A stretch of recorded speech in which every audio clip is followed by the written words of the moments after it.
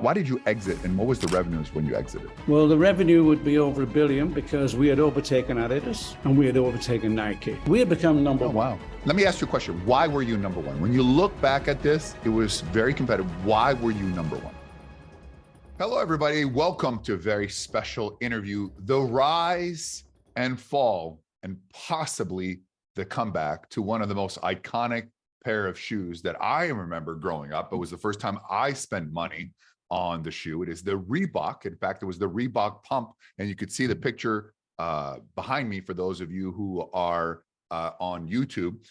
And we have the legendary, the iconic, the sort of the man who kind of is a mini Phil Knight in some sorts, Joe Foster, the founder of Reebok. And we have an exclusive, and we are going to get down to the bottom of what happened, where is it going, and if I can get a pair of pumps, which all these important questions. Joe Foster, welcome. How are you? Thank you, JT. That's great. Yes, yes. Mini Phil Knight. I love that. Yeah. Certainly mine is the 80 odd billions of dollars. So I mean, the first question I'm going to ask you is right. A shoe is a shoe. All right. Yes, there are some advancements, but if you go back to the past, a shoe was a shoe in a way. You know, now they got all these technical advances on some of the shoes. And so what's the difference between a Nike, a Reebok, an Adidas, and an Under Armour? They're all four companies are shoes. And if you take a Nike logo and put it onto the pump, would that shoe still be here now and be alive, and vice versa? So give us your take on that. Well, yes. I think what you're hitting on is the fact that a shoe is a shoe is a shoe. And what we are creating are brands. So we're talking about brands, not shoes. The brands happen to make shoes. So the shoe represents the brand, but you're talking brand. And yes, you put Nike on the pump, and if that was their idea, that would still be good, because what we come up with, Nike came up with air, Reebok came up with a pump. It's still air when you think about it. It's still air. You're still pumping. But the idea is that it's something that creates that image, something that, wow, yes, you know. And I like to think that people love Reebok. I like to think that we've solved that sort of wow. Well, I'll be honest with you. I love Reebok. I became a Nike guy. Partly because you're right, it had nothing to do with the shoes. I just like the just do it kind of concept. So I bought into the slogan. And then the minute that Nike started getting political, I got rid of all my Nike gear. I mean, I had a lot, and I went Under Armour, and I've been Under Armour since. Right. And so I feel that in a way, a lot of people that are watching this, they have a product, they have a service, they're like, it's amazing. It's a great thing. But you said it well, it's about the brand. But when you first started the shoe company, branding is becoming a hot buzzword in the last 5 to 8 years. It wasn't back then. It really was not to what it is today. So what was the idea of the brand? Or was the idea is we're going to put a great shoe, kind of what Phil Knight, if you take a look at this, the book, and I know you have your book too, it was more about putting a better shoe. But now it just seems to be a little bit more about lifestyle. So how was it when you first started? What was the concept behind Reebok? Well, the concept behind it, of course, we have to go back to my family business, which was J.W. Foster and Sons. So my grandfather used his name, J.W. Foster, and that's fine. But when my brother and myself split from the company, and we split from the company because J.W. Foster had lost the way. So Jeff and myself, we said, well, we got to, you know, if we're going to earn a living, we need to get away from the old family company and set up our own company. And I guess the first thought was, well, whilst I am a JW, and my brother was a JW, setting up another JW Foster brand, no, we'll not do that. So off we went, and we set up Mercury Sports Footwear. So we were Mercury. So it was a question, okay, we now look at a name that we can sell to people, that people would love, people would enjoy. And our logo was the winged messenger. The winged messenger, Mercury with his wings and his torch. That was a great logo. Fabulous. We couldn't we couldn't register that logo. So we had to change. And there's a big story behind that in my book. So we changed to Reebok. And I don't know how many people have heard of Joe Foster, but Joe Foster, we decided Reebok.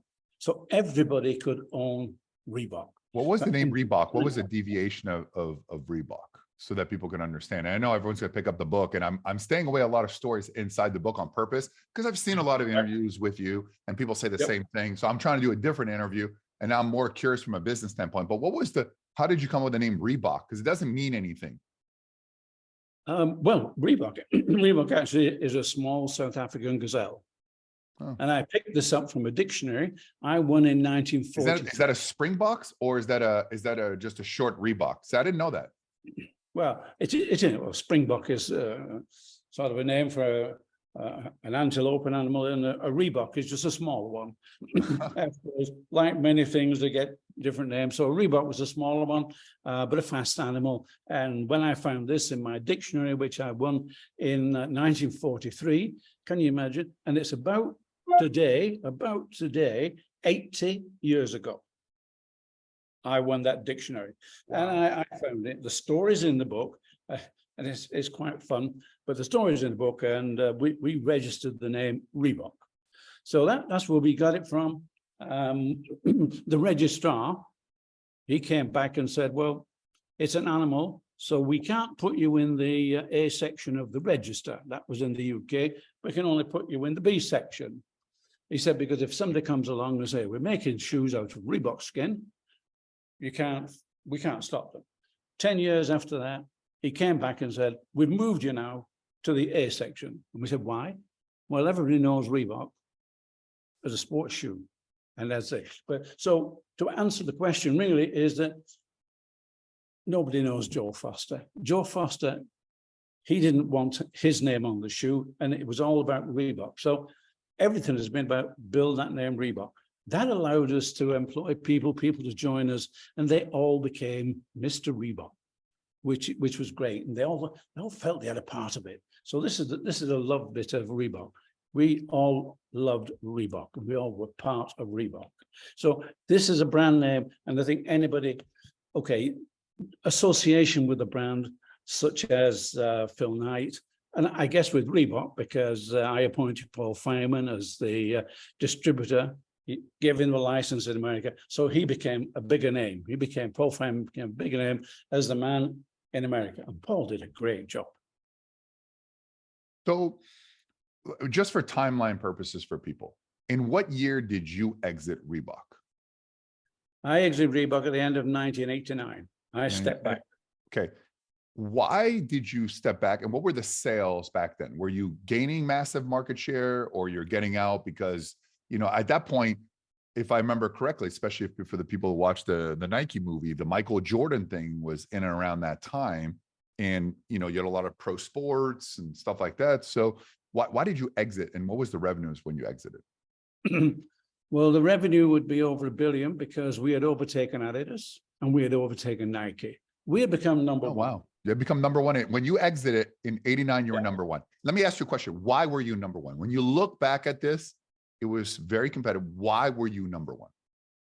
Well, all through my career, it's been a matter of looking for white space, because when Jeff and I left the founding company, Adidas had come into the UK and they had taken soccer. And soccer was the big performance sport, still is the big performance sport. Still is. I heard that the other day from Fanatics that it is still by far the biggest sport. Absolutely. So we exited. We got away from the family business. We had no money, or very little money. So we had to look for what we call white space. And the white spaces were, well, there's a lot of business out there that's too small for Adidas. Nike still weren't on the scene because they were in America. So we picked up those small white spaces, which were cross-country running, orienteering, things that happened in the north of England, and we grew on white space. So I mentioned white space because the incredible thing was that Reebok, $9 million business, we got into the USA with a 5-star shoe through Runner's World. That got us into the USA. So we're a running company. But our guy down in Los Angeles, Arnold Martinez, His wife is going to these classes, coming back absolutely full of it. I says, "What, Frankie? What are you doing?" "Well, we're doing aerobics." And he said, "Well, what's aerobics?" I said, "Well, we're exercising to music." "Really?" And he went to the next class, and he saw half the class with, we think they were New Balance. The other half, they didn't wear any shoes, no shoes. Big light bulb moment for Arno. Why don't we make a shoe for aerobics? And aerobics was the white space, because sport was mainly male, sweaty, big guys. Aerobics, women, beautiful, nice. So was that the riches and the niches concept in a way? Yes, So in a that way. in a way. Yeah, And so you're basically said this area is underserved, and rather than to compete, which in a way we are competing, let's increase our market share by go where people are not yet, by speaking directly to them rather than at them, right? And saying this is a shoe and you make it fit what you're doing. You are marketing and branding the message by marketing and branding to them. Is that correct? Absolutely. All the women that were wearing sneakers were wearing small men's sneakers. We decided to make aerobic shoes just for women in women's sizes, on a woman's last, and a nice soft leather. So we actually found that niche. Again, we call it white space. It was nowhere. People didn't believe that women really, I'm going to say, really had any effect on the sporting goods business. They were just small feet. Women could own this. And this took us from 9 million to 900 million in 4 years. So that's where Reebok got its growth. It became immense. And the men, why sell? I mean, at that time, how old were you back in 89? How old were back in 89? Yeah. I was coming up to 55. Still very young. You have kids? Yep. Still very young, yes. Yeah. So do you have kids? 2. So you could have, oh, go ahead. Sorry. My daughter died, unfortunately. I apologize. So is that something you could have passed on to the children and have it legacy? Very similar to, and let me give you an example. If you take a Louis Vuitton, Hermes, a lot of the European companies, they have this notion of, okay, we're going to keep it in the family and then grow and kind of create generational. In America, it's sort of like build and sell. So you had a very much of an American approach of build and sell. Why sell at such a young age? What was the determining factor? Yeah, the reason why I sold was that the answer lies in the 9 million to 900 million. In order to do that, you need a lot of money.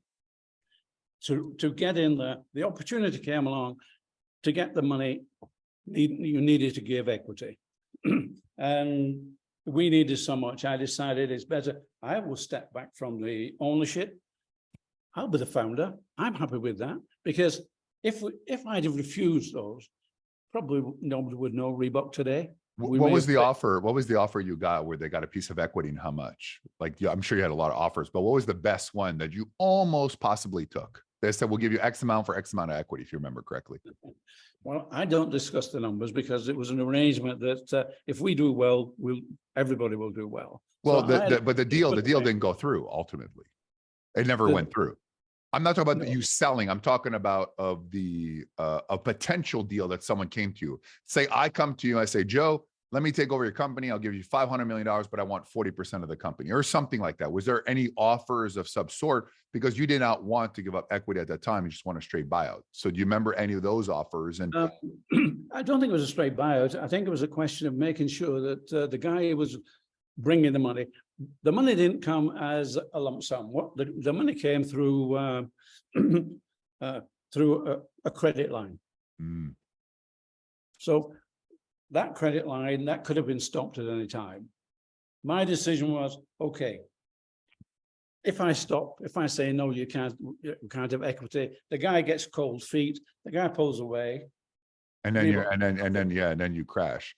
And by the way, would you say that right now, if it was in today's world, where Reebok is a brand, still is a brand, but I'm just saying at that time, take 89, different world, different market. And I think there was a crash around 80, 90, like it was in around the next crash in the stock market, that in today's world, how much capital there is on setting on the equity, how much private equity that today, you know, that same price in 89 of $1 billion probably would have been $5, $6, $8 billion, maybe more. Maybe more, right?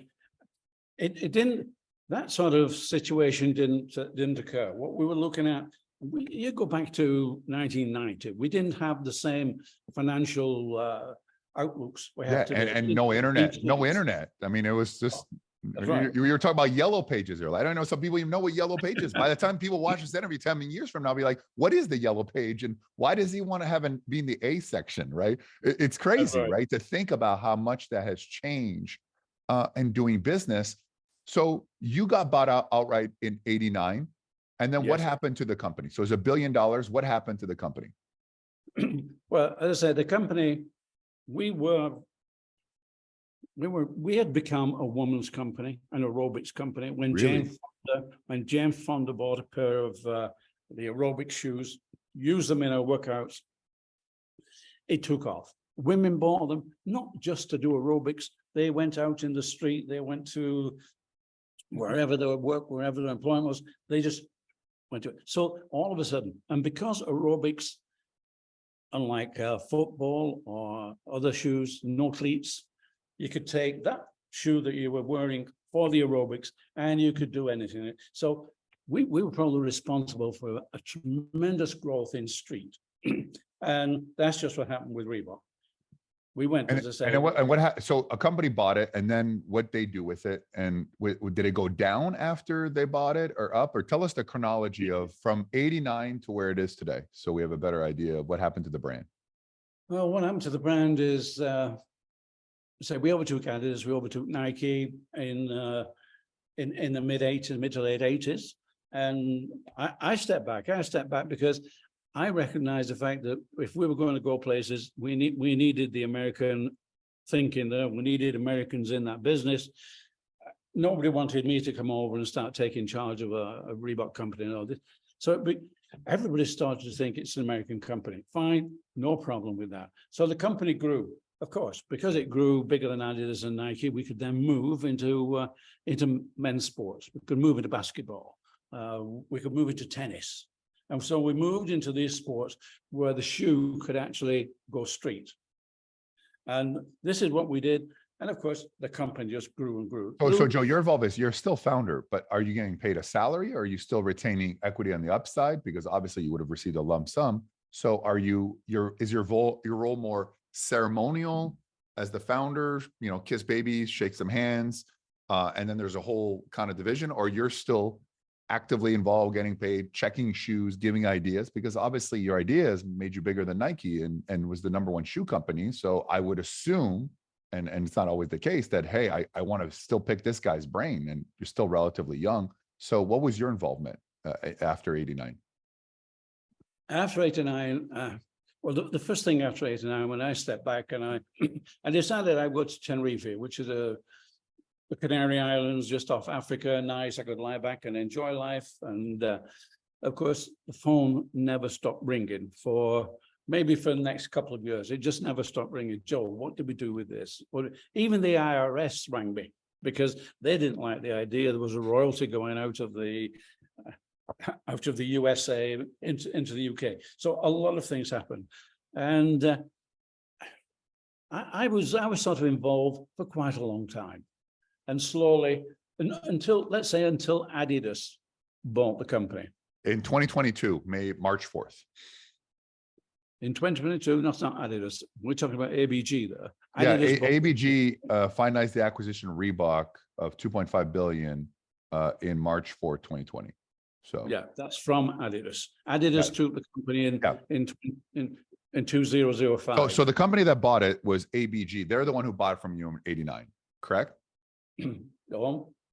That was, we'll say it was the Reebok USA company bought it, but it was then owned by Pentland. And Pentland is a British company. Interesting. And Pentland had 55%. So really, it stayed in the UK as a UK company. And eventually Pentland got out of it.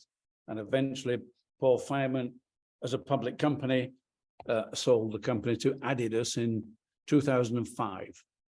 And as we say, in 22, ABG bought it from Adidas. So let me step back.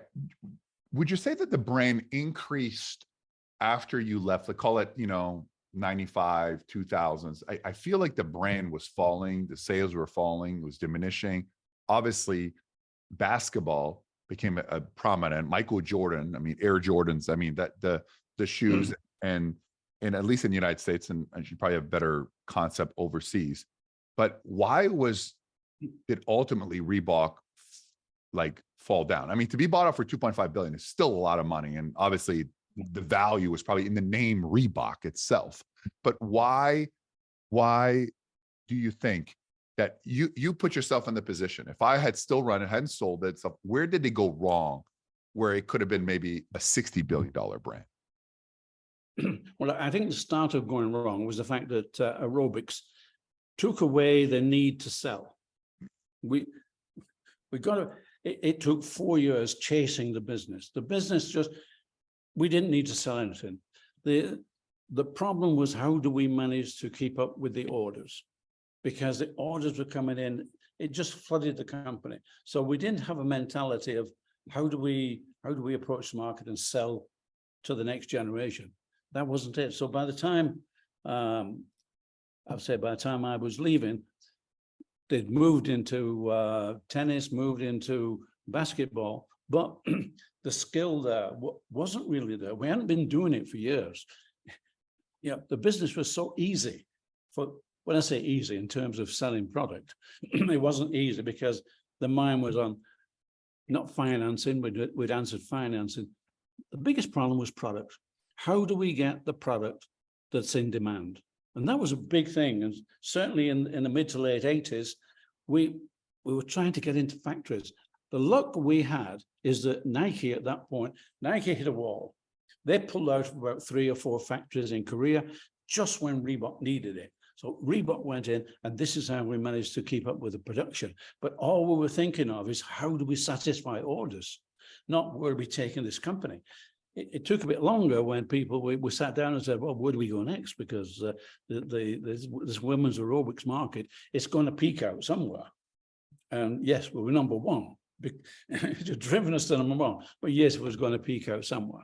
And moving from being, what should I say, chasing production, we had to start thinking about, well, how do we drive this company forward? And I think that's the point when the company lost its compass, didn't pick up the right one, and a lot of new people coming in. In fact, Reebok had a lot of new CEOs. Paul Fireman decided to step back and become just chairman and bring in CEOs, but somehow it lost the feel for the market and didn't. The magic. Lost the magic that made them special? It did lose the magic, yes. It lost the magic. And it plateaued. And once you plateau, you're going to start going down. So we got into the 2000s, and in 2005, Paul Fireman, unable to find a CEO that could take the company forward, decided to sell. And he got the offer from Adidas, and he sold to Adidas. Not the best choice for me, because Adidas obviously wouldn't particularly look after Reebok, and they didn't. Adidas didn't look after Reebok, and Reebok went down to about 1 to 1.5 billion revenue from almost 4 billion.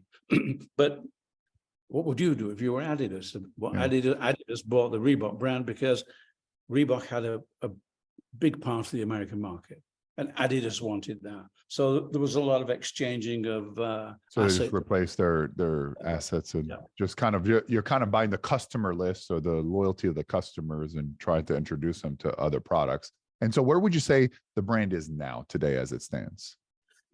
Well, I think it's fabulous now, because it went out of people's minds, and I would talk to you, and when you were a kid, maybe you look and say, I want a pair of those pumps.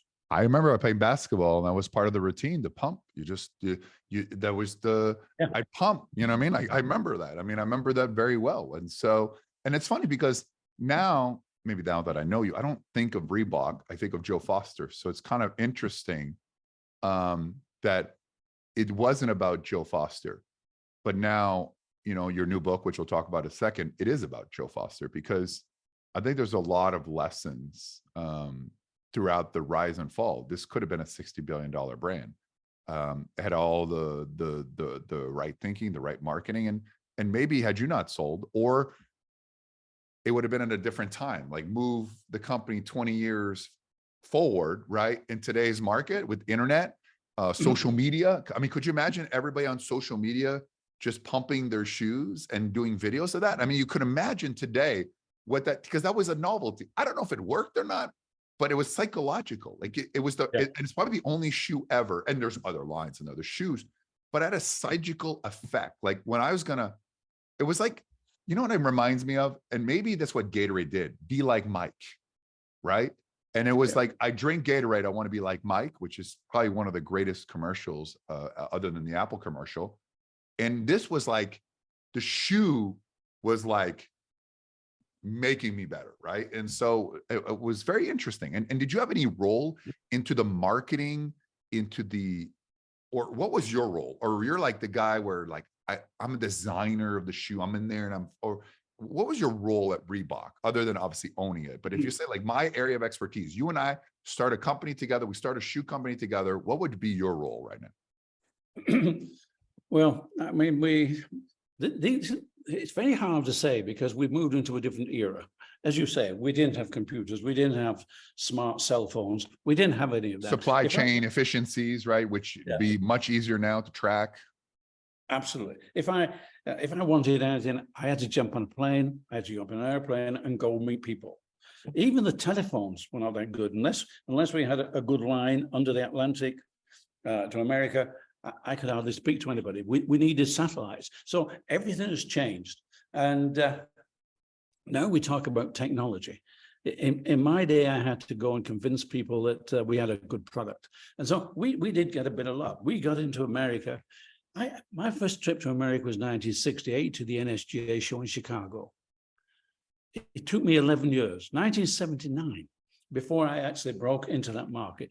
And that was due to Runner's World and the fact that we produced 3 5-star shoes. And that got us onto the market, which, so I knew at that point that I needed Mr. America, which was Paul Feynman, to really run that brand as an American brand, because that's the big market. It's the big market today. We mentor quite a few people, and wherever they come from, I'm saying, well, have you looked at America? Because if you can get into America, you have an audience. You can sell. This is where you can become big. People used to ask me, why did you go to America when Europe is on your doorstep? And Europe had 400 million people. America's only got 350 million people. Why go to America? Well, we did a bit of research on that. And if we put America as 100, the UK was about 15, Germany was about 30, Japan was also about 30. So the size of that, and then Europe itself, 27, 28 different countries, different languages, different cultures. Why crack them all? We needed one. That was America. And that was the big choice.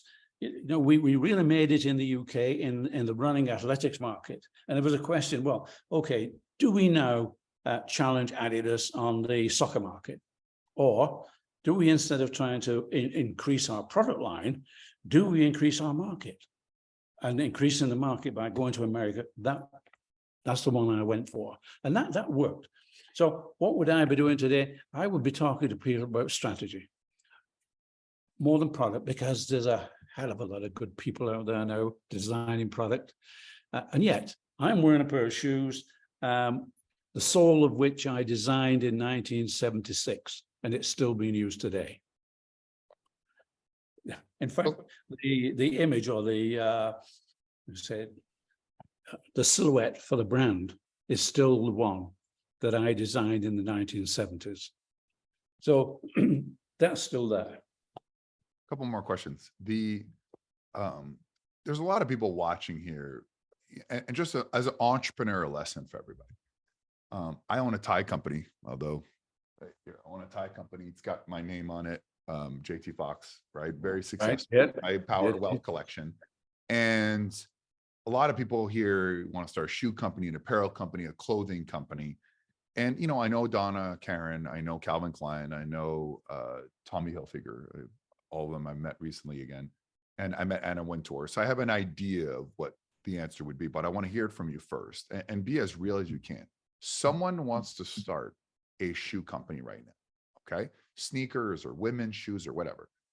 Out of a 100%, what is their chance of success? Just on its surface. Maybe 2%. Yeah, and that's the honesty that I was looking for. Explain to the people why, and then I'll add my commentary. But I'm fascinated at that because that is such, they all said around the same thing, 1 to 2%. And I think people go in with like, oh, it's like, it's going to start, something's going to work. So go ahead, Joe. Well, somebody who's sitting on maybe 10 billion doesn't need to set up a shoe company. It's somebody who really is looking to start something, so they don't have the money. So they can't just buy the market. They can't buy the market. So they have to come up with something. And can I give you an example of On? Have you seen On? Do you know the brand On? No. No. Well, you'll have seen it because they have a sole, and the sole is it's a technical sole. It's got holes yeah. in It looks like a bunch of circles, like a cloud, like walking on clouds, right? That's Yeah, right. I don't know the name, but I saw the shoe. There was a Twitter ad I saw the other day, and I clicked on it. And it was like $160, and I was like, no. So I was checking out reviews just to make sure. I was going to talk to you, my friend, to tell me what you think. So I'm not making any shoe purchases unless I'm talking to you. Right. Well, they have been in business for at least 8 or 9, 10 years. And the first 8 years, yes, it was struggle, but they came up with the sole. And this sole, you look at it, and this is, you know, I talk to people and they say, well, I've got this brilliant idea. And I said, can we see it? Oh, well, you know, it has to go inside the shoe. Well, that's no good because we want VizTech, visible technology. It's not incredible technology, but Nike had this airbag and they put it in the shoe and you could see it. That's visible technology. And On is visible technology. So to answer your question, it's somebody's got to find something that can be seen visibly that's different, and then it works. And if it's different and it works, it's not necessarily going to be the answer, but if you've got the luck, the timing, get a few people. What about the brand? I mean, we forget the brand. I mean, the problem is that people buy brands. We talked about the lifestyle, and you give a greatest product, great service, but if you're not branded, it just doesn't matter, right? I mean, it could be a great product, just no one's going to see it because you don't have the money to sell. And then if someone says, fine, we'll put a 10,000 shoe order, you know, that we need you to put in stock, we're like, well, I don't have money to produce 10,000, right? And then also too, because they don't have the money, they can't do it at scale, so they can't get the price down. So not that it's impossible, but it's not easy. And I think, doesn't social media make it look like everybody's a millionaire now, everybody's successful, and they don't have the hard truth? And by the way, you shouldn't be discouraged if you're watching this. You should be encouraged because if it's not this, it's something else. And if you are going to go do this, the advice that Joe just gave you is literally bang on to understand is that what do I have that my competition doesn't have? And Joe just said something very differently here. He said, can you see it? Because you have to see it to believe it. And it's a psychological, i.e. the pump. If the pump was inside the shoe, right? I mean, that's such a great point. That's such a great point. And so, you know, how does one go about branding now when you're competing against, you know, Nike? And I would argue that even Under Armour, a very big company with very good product, they're struggling. There's just, you know, and every brand has celebrity endorsements, and people, you may not like celebrities or believe in celebrities, but the shoe company is very much tied to celebrities in itself. By the way, isn't Roger Federer a partner in that company, Joe? He is indeed, yes. He's now a partner with the company, and he has just designed a tennis shoe, or helped them design a tennis shoe, which doesn't have this sole, but they do have Swiatek. She's #1, so they have bought the #1 ladies player, and she is now wearing On. And like we say, you have VizTech, they'll look at the shoe, and the next thing they'll look at, apart from this nice tech, who's making that shoe? Who's making it? So this is where the brand comes in. then you recognize the brand. And it's a bit difficult to recognize on. It's different. It's just an O on top of an N. Yeah. The name, but the name is not that good. I don't like the name. That's why I didn't remember it. I remember the shoe. You know, Reebok is just, even though I didn't know what it meant, it's Reebok. It just sounds easy to say, right? So I think maybe they got lucky because the shoe was different. But you know, if you like when you said, "Oh, you'd see it," and the only reason I thought it says it must be that shoe with the clouds because there's not that many. But you know, Nike is Just Do It. Under Armour is almost a copy of Nike. It's just the alternative, I would say. Adidas is more of a European kind of brand. They may be global as well, but it's very European as well.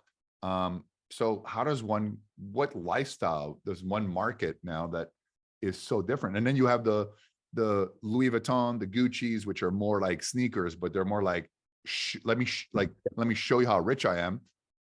So how does one, how does one like stand out in terms of the brand? Like, what would be a brand that's created, assuming we have no celebrities, no nothing, and we just wanted to put a message out there? What would be a message you think resonates? Well, let's come back to Reebok. I think one of the earlier questions was, what do you think Reebok is now?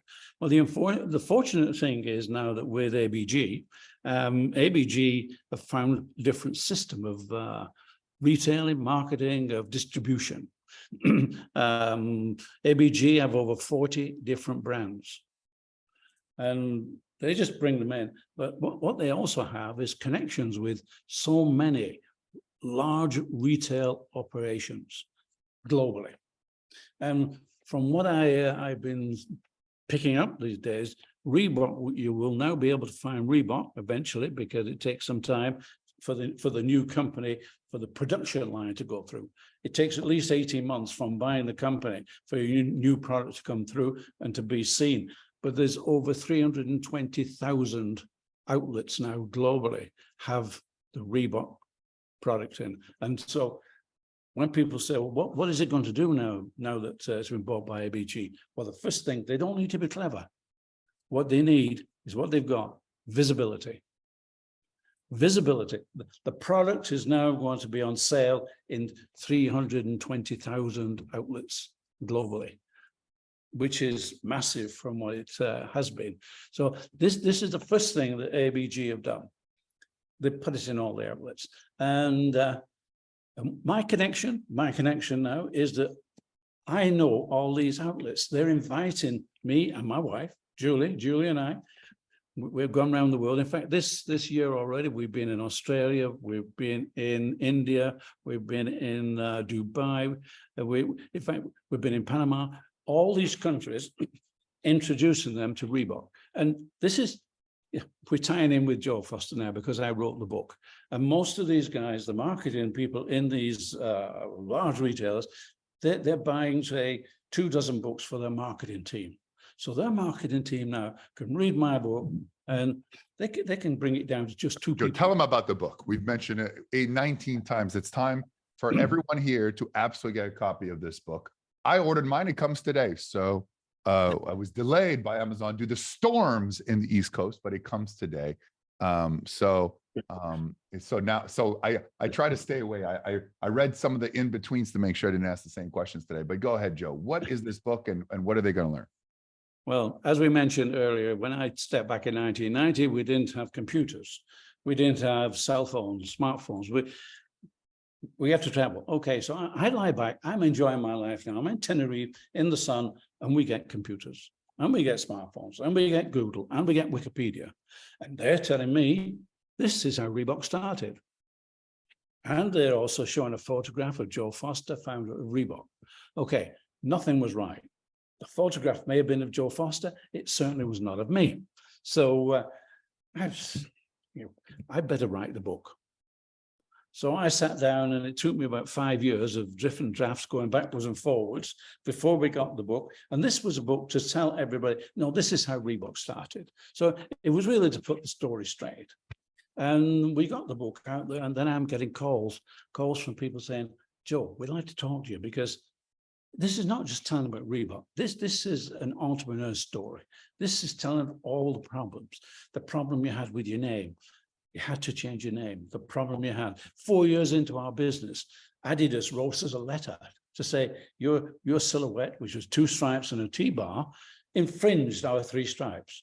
And we were only small. It took us 2 or 3 minutes and we looked at this and thought, oh, what are we going to do? And we thought, Adidas know we're here. They're actually writing us a letter. They know we're here. So what do? We change our silhouette. So we changed from Mercury to Reebok. We got a better name. We changed our silhouette from 2 stripes and a T-bar to the Vector. We got a better silhouette. So what did we learn from this? This is what people are saying. You didn't get discouraged by the fact that you've been challenged or the fact that you had a problem. No, the problem was a challenge, and then it became an excitement of how do we respond to that challenge. So throughout the book, it's a matter of how do you respond to challenges, how do you keep going, and the 3 most important things in running a business. Number 1 is fun. You must have fun. Number 2, you must have more fun. And number 3 is, if it isn't fun, get out. So this was our attitude towards life. And this is what the book is about. The book is about, yes, you will have bad days. Yes, there will be challenges, or there will be problems. Turn them into challenges, turn the challenges around into positives. So we have now been traveling continuously. People say, where do you live? Well, we're digital nomads. We don't live anywhere now. We have a computer, we have smartphones, and we just travel. And that's how our lives are now. And it's meeting people and talking to people. And if you feel a bit discouraged, why? No, it's a challenge. So life is a challenge and a brand is a challenge. And that's why now, as you say, now we know in Joe Foster, because I want to sell the book. So that's Joe Foster. And we have another book coming up, which is called Survive and Thrive. And that is people who've got brilliant ideas, brilliant people who have not become a brand big enough to be able to sell a book or for people to recognize them. And we have the people we have in our Survive and Thrive. One person, he's Armenian. He was brought up in a Russian refugee camp. And he was only 6. And his father used to write every day to the White House. And I want to come to America. I don't know where he got his postage from, but he wrote every day to America. And one day, the White House wrote back to him and said, we'll give you 30 days. And he got 30 days, came to America, and now he's making his fortune in America as a communications company. And those are the stories, incredible stories. So that's the second book, and that will be out later this year, probably in October. Well, we'll be promoting the second one. I want everybody here to pick up the book called Shoemaker, which is interesting. Phil Knight was Shoe Dog, but this is the Shoemaker himself as well. You can find it wherever else, and also to ReebokTheFounder.com for Joe's sort of website as well. And pick up the book and give him some feedback. You know, it's nice to hear from some people, from feedback, just like it's nice for you to share and comment and subscribe to this channel as well. Doesn't cost anything. And it goes a long way to get that feedback. And that's how relationships are built. So, and I want also absolutely phenomenal. I know you have a great spouse who she should be her own interview by itself. She's so amazing as well. But you know, you're living a wonderful life, and thank you for sharing those gifts of success and significance and also legacy. But more important, there's a lot of business lessons everyone here has to take and think about in terms of their business, their brand, where they want to go, what they want to do, and how they want to get there. And I think also too, the book Shoemaker will sort of put all the pieces together. And I did know, because I did research, there was a chapter about lessons on survival. And that's what business is. It's survival. And absolutely fantastic. I did read that chapter because I was able to find that somewhere else, but I'm going to read it tonight. First thing I do it as well. Thank you so much, Joe. Is there anything else, final words you want to tell everybody listening here? Well, it's been an absolute pleasure. And all I can say, look, guys, wherever you are, I've learned a few new words. Pivot. We pivoted into aerobics. And, you know, instead of you growing your business, now you scale your business. So I'm just learning a few new words. But all I can say to people is, if you've got an idea, give it a shot, give it a try. And if you want to contact us, you know, we'll help you. We'll have a smile and we'll have a laugh, and hopefully you too can be not so much the owner, but certainly the founder. And the As I question am. is, Founder will of a Joe brand. find me a pair of pumps? And when I find them, he has to sign them as well. So we will do a lot of stuff together. Thank you so much for being on, and thank you for this amazing opportunity to get inside the mind of a great founder with a great brand. And I learned a lot myself too. So thank you, everybody. Make sure you subscribe, like, comment, show the world, and most importantly, pick up the book Shoemaker. We'll see you on the next show. Thank you.